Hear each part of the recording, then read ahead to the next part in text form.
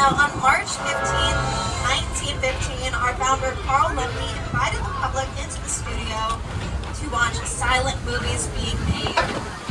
Guests could walk from set to set and marvel at the new technology involved in filmmaking. But with the invention of sound and the need for quiet on set, the original walking tour ended. In 1960, under the leadership of company chairman Lou Wasserman and executive Al Dorsman and Jay Stein, the idea of reviving a tour of the studio returned. When the Gray Line bus tours originating in Hollywood made a stop at our gates.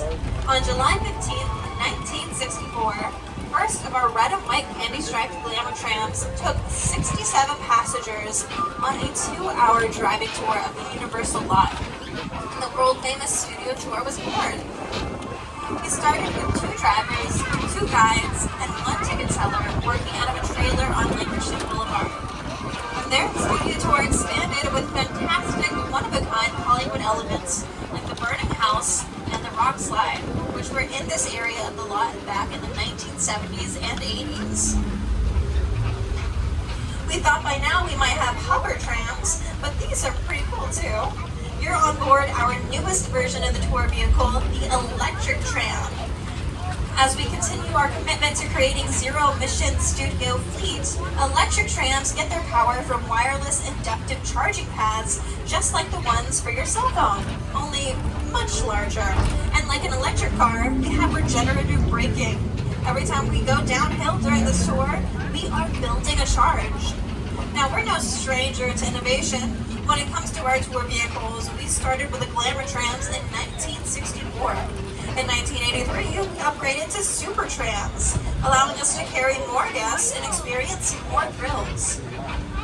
In 2000, we added onboard video, turning the tram into a movie theater on wheels. Let's see where the studio tour will take us today.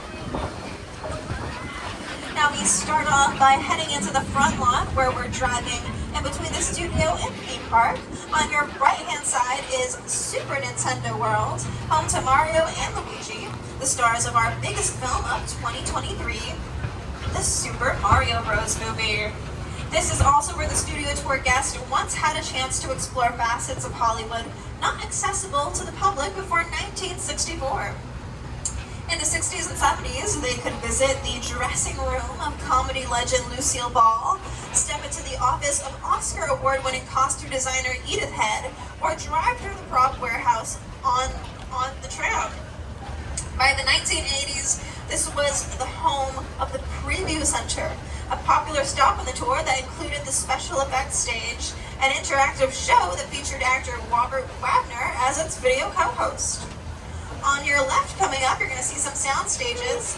And to tell us more, here's our next 60th anniversary guest from the Peacock series Bel Air, Jabari Banks and Ollie Sholotan, to tell you a little bit more about their show. Leaving the theme park behind and entering the front lot where real Hollywood magic is made. How? Well, inside the sound stages that surrounds us, we can create any kind of environment the screen demands. For the past 60 years, studio tour visitors have driven right by these buildings, and inside these walls, the sets from your favorite TV shows or movies have transported audiences anywhere the imagination can take you, even to a palatial mansion in Bel Air. When we film Bel Air, we love coming out of the sound stages and seeing the trams filled with excited guests as they drive by. So, keep an eye out. You never know who Or what? you'll see on the studio tour.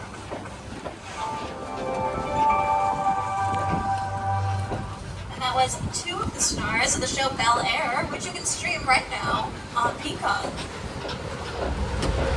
Coming up on your right-hand side, we're passing by several more sound stages, starting with stage number 16. This is a part of a cluster of stages often referred to as the television stages. We call them that because they've been home to some pretty well-known shows like The Jeffersons, the original One Day at a Time, and one of my personal favorite shows, Never Have I Ever.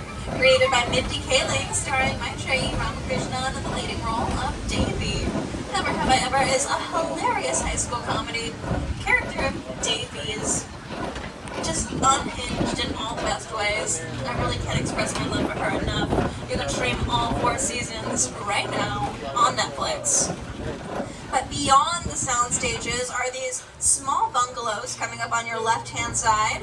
And here is Chris Meledandri to tell you all about them. In the early days of the studio, these bungalows were used as dressing rooms to the stars of Hollywood's golden age. Now, they're used as offices where some of Hollywood's top directors, writers, and producers work their magic to get a production ready, including my company, Illumination. At Illumination, we've made some of the most successful animated films in box office history, including Despicable Me, The Lorax, The Secret Life of Pets, Minions, Sing, The Grinch, and the Super Mario Brothers movie. And the team is hard at work again as we launch our next film, Despicable Me 4. Hello, everybody. Here's my boy. I know you love your dada. What's it? Yes, of course he loves you. He just doesn't show it on his face or with his body language. We've had some really good sequences in Despicable Me movies. The heist of the Honey Badger is now officially my favorite. On your left-hand side, we're passing by the soundstage for Lopez versus Lopez, and we are approaching our Metro sets. So here is Jimmy Fallon to tell you a little bit more. To cross the imaginary boundary onto the back lot, where we have exterior sets for many outdoor scenes. Over the last 60 years, studio tour guests have seen these locations turned into big cities, quiet suburbs, even that guy's hometown. Yeah, that guy. For countless movies and TV shows. This is Universal's Metro Sets.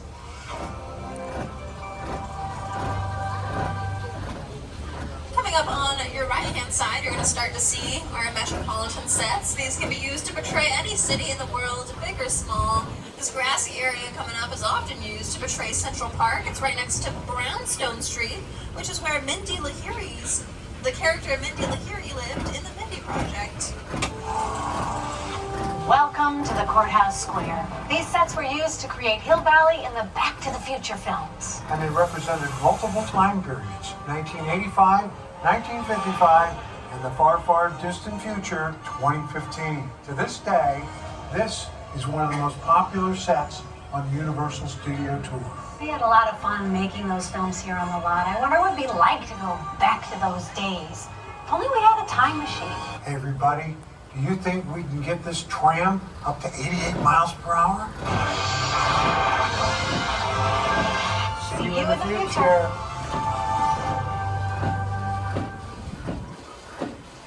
And now is an excellent time to welcome you all to Courthouse Square.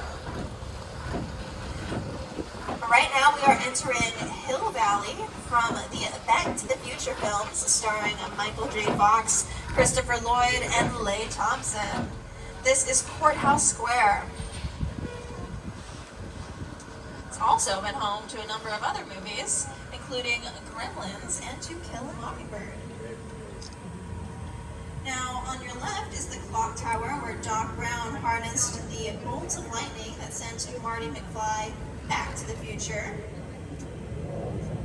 And on all of your sides, you're going to see some of the incredible architecture that the lovely production designers have trimmed up here. Now, in between each movie and TV show that films at Courthouse Square, there's actually a lot of variety. You might not be able to recognize it in everything you see it in, because the production designers come in and they meticulously change and design things to look completely different, to fit the time period, the mood, and the vibe of the film. This can include things like changing up the paint colors, changing out the brick, changing out the signage. If you want this to be an entirely different part of the world, you can even change the language to indicate which country you're in. It doesn't have to be right here in the heart of LA.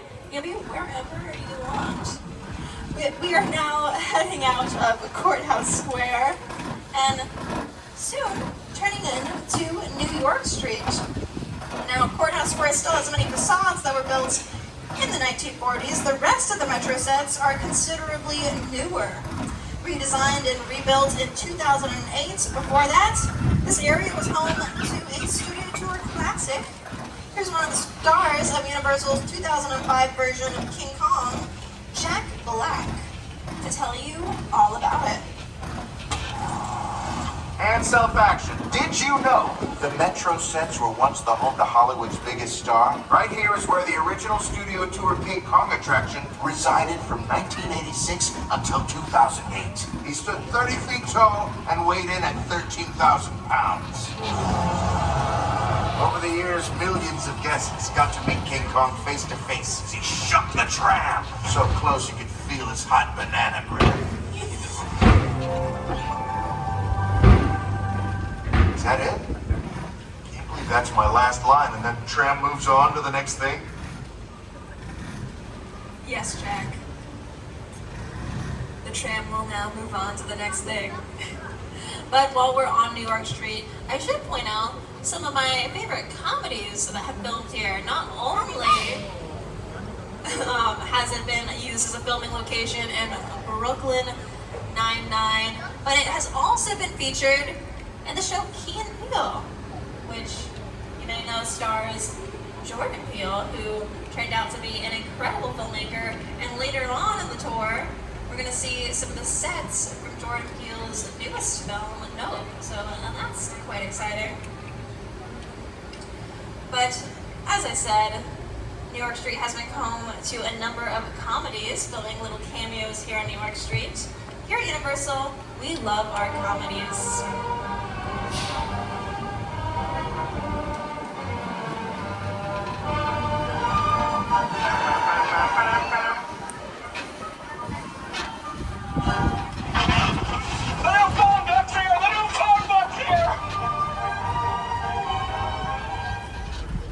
Now, as much as I love comedy, I do think it's about time we take a turn to something a little bit more thrilling.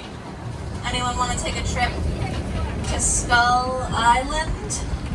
It's the original King Kong that made me want to direct movies. I saw that movie on TV when I was about 8 or 9 years old, and I wanted to become a filmmaker. I like films that just take you away from your real life and sweep you up into the edge. Kong literally does that. I mean, you're on board the ship, you're sailing to a lost island, you're encountering monsters and creatures from, prehistoric times. So I was thrilled when Universal invited me back to Skull Island, and it's great to have you along for the ride. Now, we have created this 3D immersive experience, so you're going to have your glasses removed. Don't look on yet, just move them in your hand because we're about to return to Skull Island. We really put a lot of thought into the character and personality of Kong. He's so much more than a monster. In fact, he's not a monster. He is an incredibly majestic, ancient creature. He's a force of nature. He's old, he's wise, he's proud, he's fierce, and obviously he has a heart. The most important feature with Kong are his eyes. Kong's eyes are wonderfully expressive. They're full of emotion. His eyes are like a window into his personality and his heart. He's had an enormous number of encounters with his foes, the T-Rexes and the various dinosaurs on Skull Island, so he's been beaten up, scarred, chewed up, spat out by these dinosaurs at various times, and he wears the scars of a lot of ancient battles. The Universal Tram is winding its way through. Now is an excellent time to remind you to please stay seated and hold on tight to all of your belongings. Hold on tight to those bags. Hold on tight to those cell phones. And put on your 3D glasses. Welcome to Skull Island.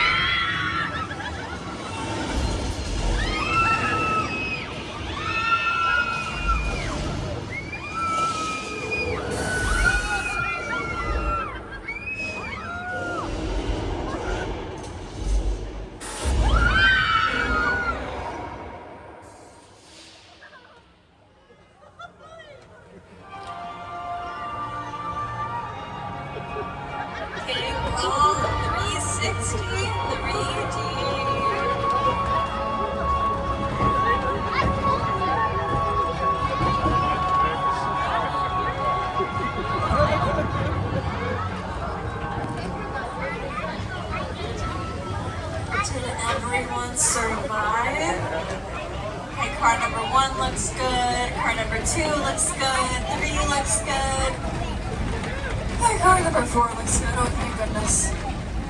That doesn't always happen. Rose? Well, we're going, we don't need Rose. What's the story? Well, there's this pirate.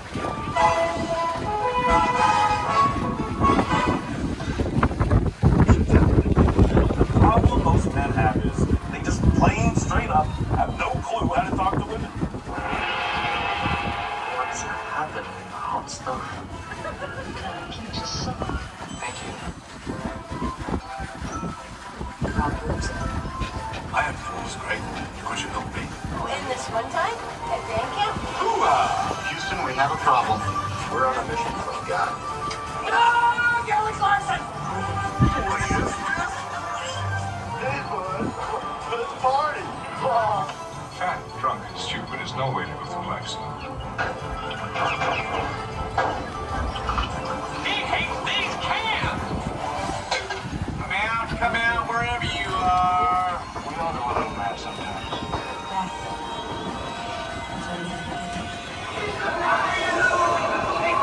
Leave me alone, yeah.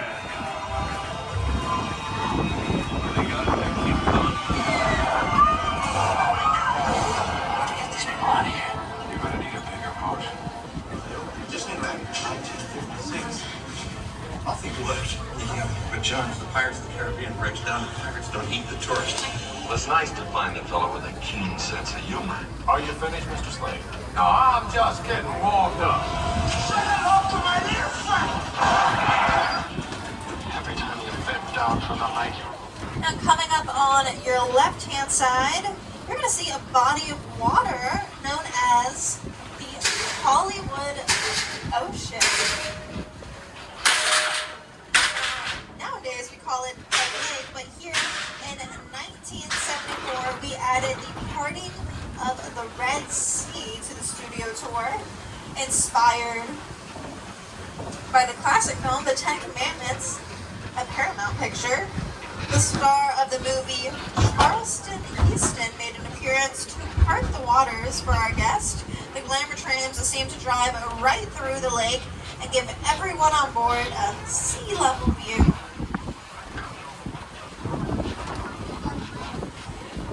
There have also been exploding water mines, torpedoes, and prop submarines as part of the action in the lake.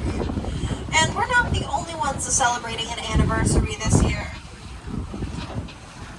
2024 also marks the 70th anniversary of the 3D classic Creature from the Black Lagoon, which filmed here in our Hollywood Ocean. It's part of our legacy of horror films and monster movies that stretches from Dracula in 1931 to the upcoming Dark Universe at Universal Epic Universe, opening next year in Orlando. But now we are entering Little Europe, where it all began. Now you may be thinking, what is this possibly modeled after? Well, Little Europe is actually modeled after Europe, of all places. Although you might find it to be more recognizable as The Good Place. From the show The Good Place, starring Kristen Bell and Ted Danson. Ellen Shellstrop are dead. Cool. This location, the afterlife, come on. I have never ever seen this. You're in the good place. I'm not supposed to be here. I can't risk going to the bad place. Maybe it's not all that bad. Hi there. How can I help you? What is the bad place like? Well, it doesn't sound awesome. On your left-hand side, we're passing by the railway station from the show The Good Place. And the show might recognize it as the station that you go to get from The Good Place to the bad place. Or if you prefer, the medium place. Now, Little Europe has also been one of the original filming locations of a lot of classic monster movies. I'm talking way, way, way back in the day, black and white monster movies like Frankenstein, Dracula, and even The Invisible Man, who was standing on the right-hand side of the tram. Did you look? Now, as much as I love talking about monsters, I do have to let y'all know that we are approximately at the halfway mark of today's tour. So I just want to remind everyone to stay seated for the entire duration of the tour. The studio is private property, and if you drop your phone or just can't wait to use the restroom, pull the red cord to get my attention, and I will be back to assist you as soon as it is safe to do so. But do please remain seated on the tram. Now, as I told you, Little Europe has been the original filming location for many a monster movie. We've got a lot of monsters in our collection here at Universal, if you could say so, including some on land, as well as some in the sea. Here's a little look at some of our monsters. When you think of Universal, we think of monsters. Dracula, Frankenstein, Movement. Bride of Frankenstein, The Mummy, The Hunchback of Notre Dame, The Invisible Man. Phantom of the Opera. classic films. They're just brilliantly made. That Frankenstein image, the flathead, walls, it's one of the great icons of the world. That to me was like the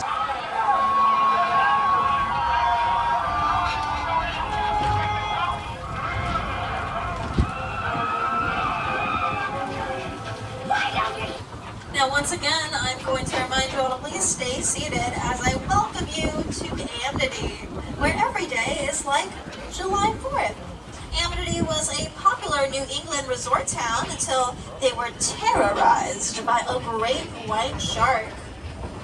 Oh, but would you look at that? We're just in luck. Looks like they caught the shark. Uh-oh. Oh no. Looks like there's another shark in the water. And it looks like there's a police diver out there right now. Maybe it's a nice shark?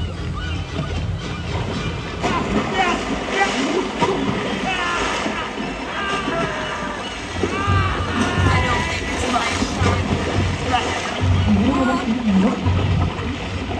Maybe everything's fine. Maybe they're just doing a little secret handshake under there or something. Now, just to be on the safe side, let's go ahead and hide behind these barrels of gasoline. That's what my mom always says to do in a dangerous situation.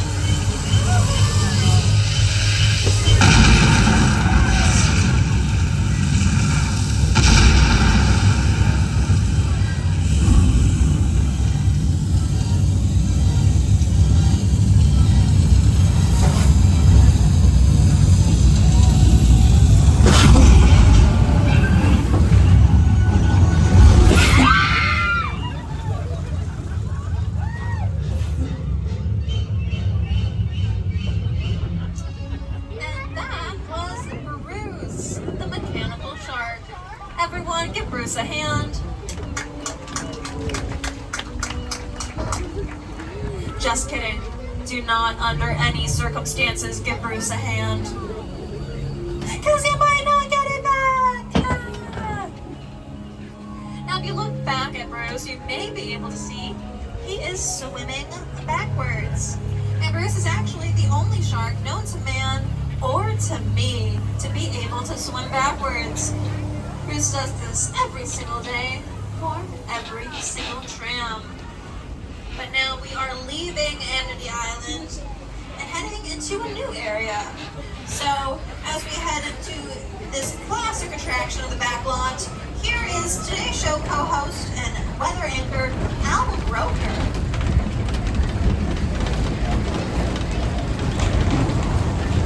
time for my favorite part of the tour, weather. When it comes to film and TV, film is a special effect. In fact, to demonstrate how weather effects are created, we debuted our first major attraction here on the studio tour way back in 1968.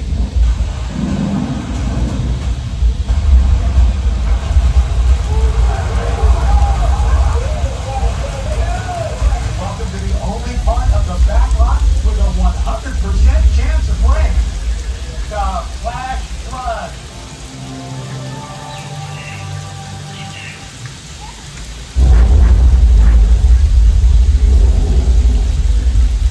Well, it looks like Al was right about 100% chance of rain, huh?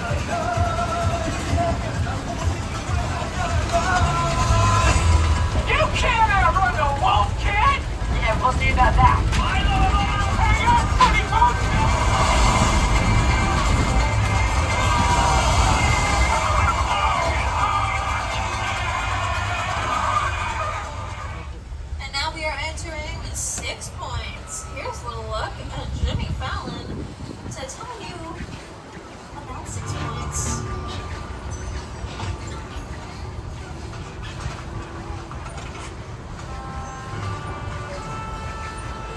This town ain't big enough for the both of us, Jimmy Fallon.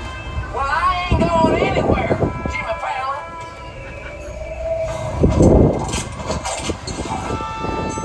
Now look here. Nice folks in this tram don't want no trouble. They just want to check out 6 points, one of the oldest sets on the Universal line. I heard this is where John Wayne and Jimmy Stewart shot a few of their westerns. That's right. That's where I aim to shoot you. Looks like we got ourselves a Mexican standoff. Lucky shot. Now what say you mount up and get out of town while the getting's good? All right. Well, I'll see you again, fella. Well, you can count on me, fella. Again. This is the beginning of a beautiful friendship. We just have to talk it out, that's all. Wow. Now that was some Oscar-worthy acting from Jimmy Fallon and Jimmy Fallon. They are both so good, I almost couldn't tell them apart. Almost. Now, as Jimmy said, 6 Points is one of the oldest sets here on the Universal lot, although not too long ago. It was the filming location of Quentin Tarantino's ninth film, Once Upon a Time in Hollywood, starring Leonardo DiCaprio. And coming up on your right-hand side, it's still 6 points, but now the backside of 6 points. Ooh. Now you can see we have a lot of props hanging out outside here. One for ambiance, but two to help give them that more weathered look. You know, we have an entire prop warehouse here on the lot to keep props indoors in a temperature-controlled environment. But you know, when you want them to look old and rugged, it's fine to just leave them out here in the sun and the rain. We also got some hobby horses out here next to our little 60th anniversary sign. But now, as we head on back towards Amity Island, here's a little bit of Mr. Steven Spielberg to Memphis. The Jaws ride was almost the inevitable result of the size of the box office when Jaws first opened in 1975. And that was really the first time I ever got involved in the creation of a ride. It was a great honor to be invited into a creative circle of tremendous designers at Universal that were trying to figure out how to replicate what the movie had done to audiences in a real way by building a physical shark that would come out of the water and terrify tourists as they were sitting in the trap. And the most amazing thing about the Jaws ride is it is exactly as it was from the time it was first placed on Universal lot. There have been tweaks, of course, over the years, but it is essentially what the designers and myself all envisioned and created.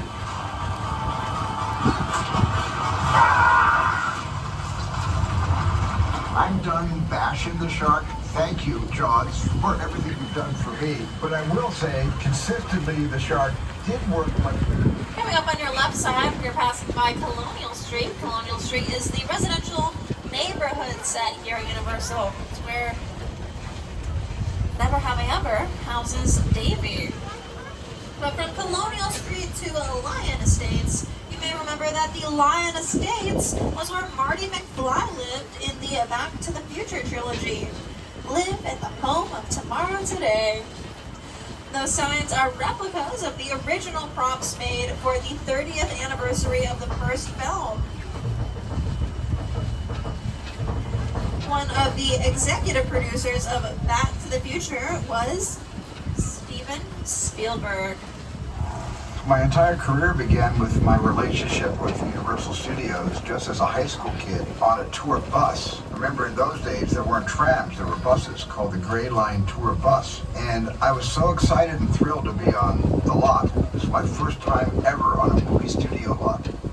And during a bathroom break, I hid in the bathroom, and when everybody everybody left to get back on the bus, I waited another 15 minutes until I'm sure the bus left, and then I had the entire lot to myself that day.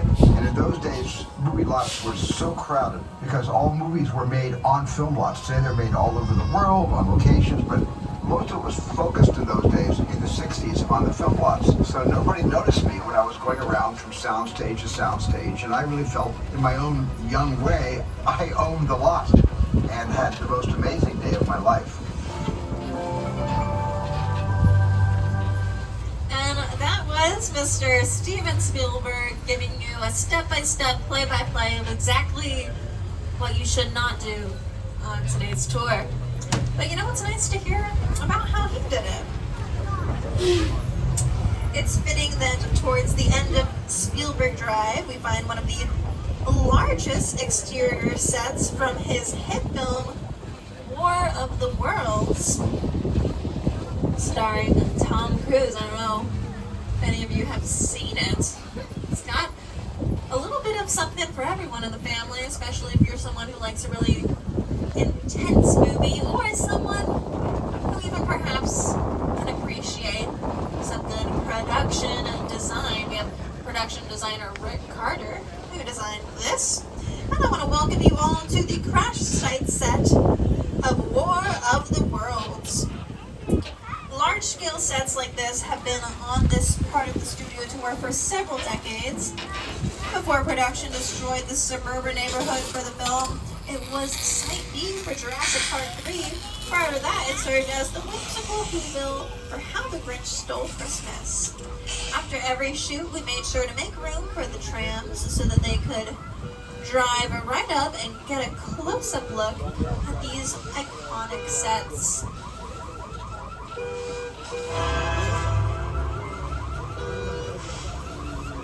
The airplane crash is a perfect example of a set that is all designed around the vision of Steve Blum.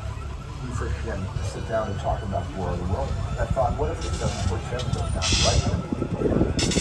Because it's just something you don't see. So good. That's me. Listen, I want you to close your eyes, okay? Now closed.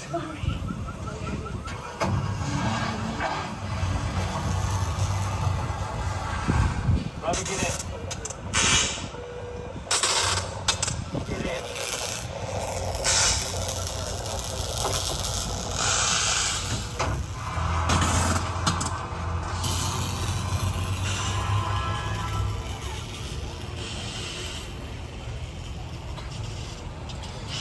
And that was a little look at the movie War of the Worlds. But now coming up on your right-hand side is a set that has been a highlight since the original 1964 studio tour. That is the home of Norman Bates from Alfred Hitchcock's Psycho. And the house right here on your right-hand side. That was originally only built with the front and side wall because that was the only angle of the house that was going to be seen in the movie. But eventually we went ahead and built all four walls for your viewing pleasure. Now you're getting that real 3D experience. Alright?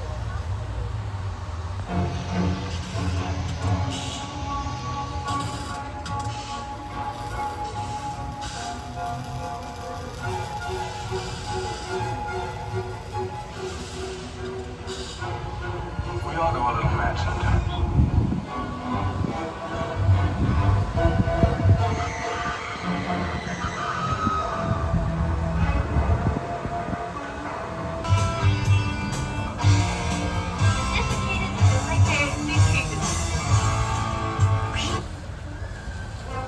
Now, coming up next, shortly, is our official scale replica of LA's most iconic landmark, the Hollywood sign. While we are celebrating our 60th, the Hollywood sign has been commemorating its centennial year. Coming up on your right-hand side, you can't miss it. Now, for the first few decades of the studio tour, one of our hallmarks was a visit to Plaza, where guests disembarked for a once-in-a-lifetime for once-in-a-lifetime photos and to interact with characters, vehicles, and props from their favorite productions. Well, guess what? Just for our 60th anniversary, we've brought that opportunity back. Now remember folks, this is a limited stop. When you are ready to continue your tour, simply follow the signs. We'll be boarding a different tram with a new studio guide. So remember to gather all of your personal belongings and your 3D glasses. You will need them as you disembark. Please walk towards the front of the tram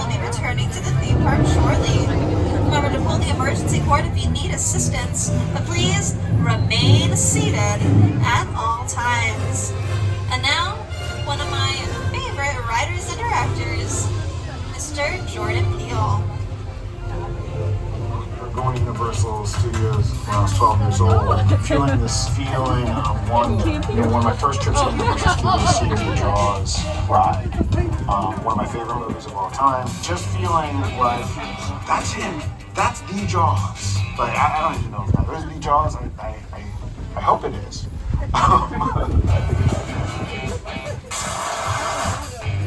Sharing a space with Hitchcock and Spielberg, I couldn't be more proud.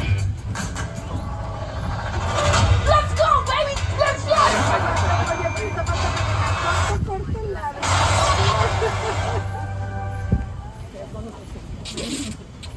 And now, coming up, we are about to visit some of the sets from Jordan Peele's most recent movie, Nope.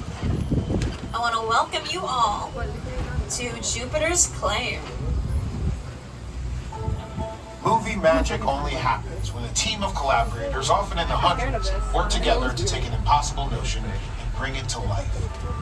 This is Jupiter's Claim, a nostalgic, small-time Southern California amusement park owned by former child star Ricky Juke Park.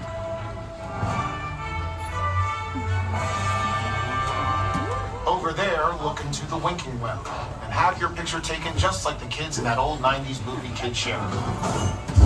That's what this whole place is loosely based on. Remember that one? No? What? A little further down, you can see the brand new Star Lasso experience. Built to showcase an unbelievable new live show.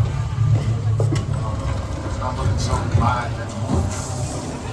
Anyway, behind this Hollywood fantasy, gold rush frontier town lies a sinister secret. It is smack dab in the center of the UFO hotspot.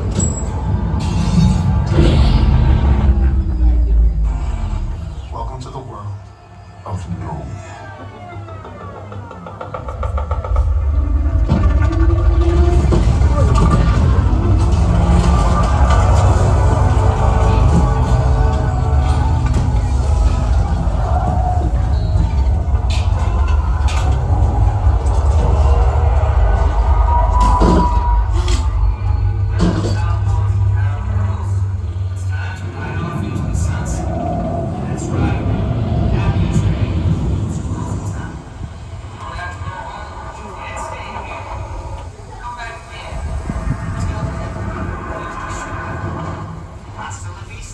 Now we are heading towards the part of the studio where we once had an attraction called the Doomed Glacier Expedition, better known as the Ice Tunnel. Featured in an episode of The $6 Million Man starring Lee Majors with Andre the Giant as Bigfoot, the tram would climb to an imaginary elevation of 12,000 feet. The only way back to the theme park was through the Ice Tunnel, where the slightest sound could trigger an avalanche. And it always did, causing the walls to spin and guests to tilt along with the Hollywood special effects. But we are now in our Fast and Furious attraction. So get ready for the heat. Roman Pierce. Pleased to meet you. My buddy Hobbs asked us to stash you Shaw for a while. Brought you in our secret spot. Alright, look guys, we're gonna keep Shaw from finding you, but to keep you safe, we need your help. We don't want the syndicate tracking us here, so put away your cameras and turn off your cell phones. One flash or one ringtone can give us away. I need y'all to take this real serious. Okay, pull into the next bay. We'll meet you in there. I want to remind you all, please stay seated and hold on tight to all of your belongings.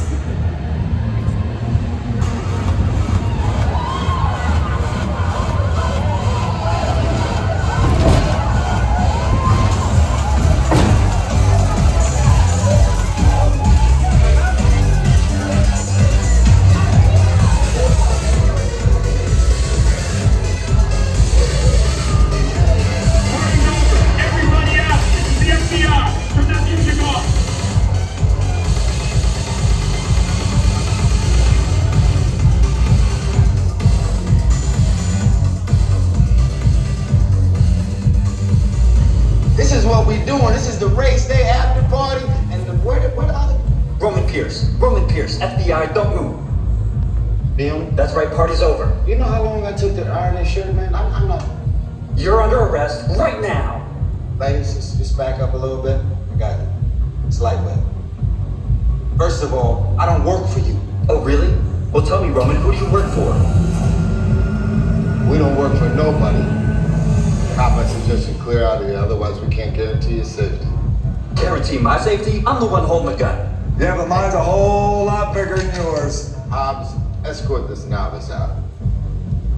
Let's go, Cookie Puss. You got an ugly suit on, man. It's cheap. Somebody out there really pissed off Shaw. It's gonna get ugly fast. Yeah, don't worry. Lucky for you, our whole family will protect you. Are you kidding me, Roman? You didn't shut off your phone, bro? I gotta call you back. I'm in the middle of something. See what I'm talking about? Call you back. Man, it was on vibrate. Shaw traced us. Hobbs can't hold it forever. Letty, Roman, we're up. Driver, move that vehicle. It's about to get real interesting. Mona Lisa's all warmed up right next door. Roman, grab your truck. I need you and Letty ready to roll. Okay, everyone, we better drive fast. They sounded pretty furious. I gotta remind you all to please stay seated and hold on tight to all of your belongings. Put on those 3D glasses. 3D glasses.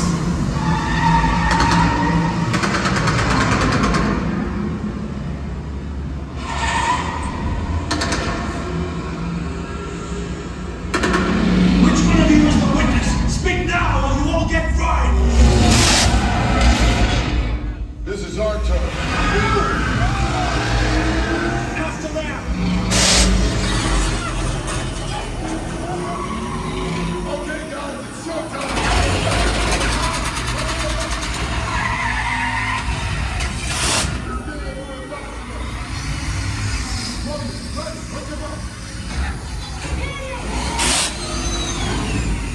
I got the bull by the horn!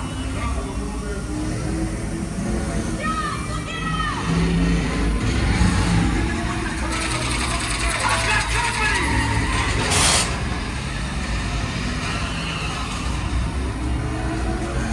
Witness is mine, Lenny!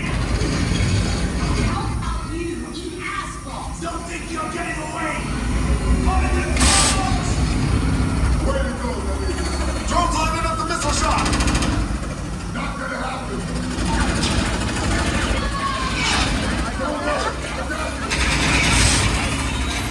Mama, don't shoot! Head for the bridge! Under construction! Everybody hold on!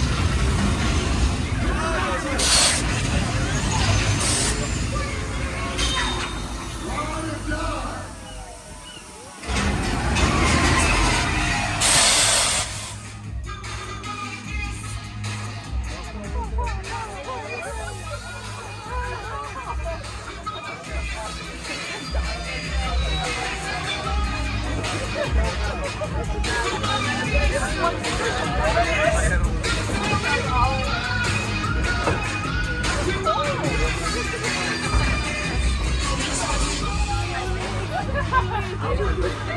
What a ride, what a ride. Woo! Now let's turn it over to Jimmy Fallon one last time. Over the past 6 decades, the studio tour has taken guests on an amazing behind-the-scenes look at a movie studio in a way that only Universal can. I hope that you had a great time today, and on behalf of everyone at NBC Universal, thank you for joining us to celebrate our diamond anniversary. Here's to another 60 years. Thank you, Jimmy. Now I want to thank you for celebrating 60 years of the studio tour with us. The studio tour is where it all began for Universal destinations and experiences. From 2 glamour trams traveling around the studio lot in the summer of 1964, we have developed into so much more, including 7 parks entertaining millions of guests every year, and the upcoming Universal Epic Universe opening in 2025. I'd also like to acknowledge all of the studio tour ambassadors, drivers, and studio guides throughout our history who have helped make the studio tour world famous. From our first 4 guides and drivers to the hundreds of team members who support the tour today, to our past members, thank you for being with us today. If you're not a past member, head to the Universal box office to see how you can upgrade to an annual pass so that you can come back again and again. Make sure you've downloaded the Universal Studios Hollywood app. That's where you'll find information including today's park hours closing at 10, wait times, mobile food ordering, and more. To purchase any of the NBC Universal movies and TV shows you've seen on the tour, visit www.uphe.com or ask at any of our retail stores. Now, on behalf of Delia, myself, and everyone here at Universal Studios Hollywood, we hope you've enjoyed this exclusive behind-the-scenes experience. That's been 60 years in the making. As we say here in Hollywood, that's a wrap.